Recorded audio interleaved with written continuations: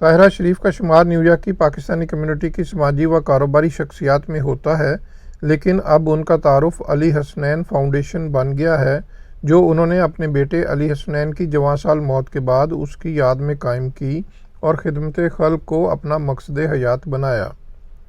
علی Hasnain foundation کی جانب سے بروکلن، نیو یارک کے سینٹ ایتھنسس چرچ میں کرونا وبا کے باعث معاشی بحران کا شکار افراد میں تازہ اور گرم کھانا تقسیم کیا گیا۔ طاہرہ شریف اور مروت خان کے زیر اہتمام چرچ کے پارکنگ لاٹ میں جائرو کارٹ کا انتظام کیا گیا، جہاں پر تازہ کھانا موقع پر تیار کیا گیا۔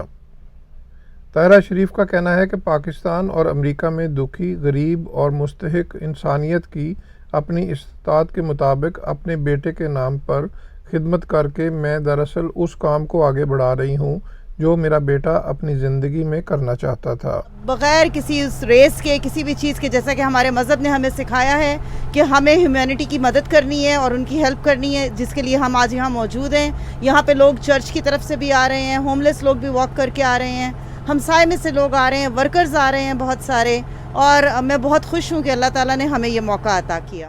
چرچ میں طاہرہ شریف کی جانب سے تازہ و گرم کھانے کی تقسیم کے ساتھ ساتھ چرچ انتظامیہ کی جانب سے لوگوں میں اشیاء خورد و نوش بھی تقسیم کی گئیں۔ اس تمام کام میں چرچ کے فادر ران کے علاوہ کمیونٹی کی اہم شخصیات مروت خان، ولیم شہزاد، احسن چغتائی، زنیرہ احسن، اسرا، عمر بٹ، اسلم ڈھلو اور محمد خلیل بھی شامل ہوئے۔ چرچ کے فادر ران نے طاہرہ شریف کی خدمات کو سراہتے ہوئے کہا کہ مشکل وقت میں دوسروں کی مدد کرنے والوں کے لیے دعا گو ہیں۔ So we're very grateful for the work that they're doing here and for the work that our workers are doing, and they'll make a difference in the lives of many people. So we ask God's blessings upon you for this wonderful work of charity that you're providing for those who are homeless, those who are poor, and those who are hungry. May God bless you all. Pakistan Christian ایسوسی ایشن of USA کے chairman William Shahzad کا کہنا تھا کہ corona virus وبا کے حالات میں خدمت خلق کے کاموں کی بہت اہمیت ہے۔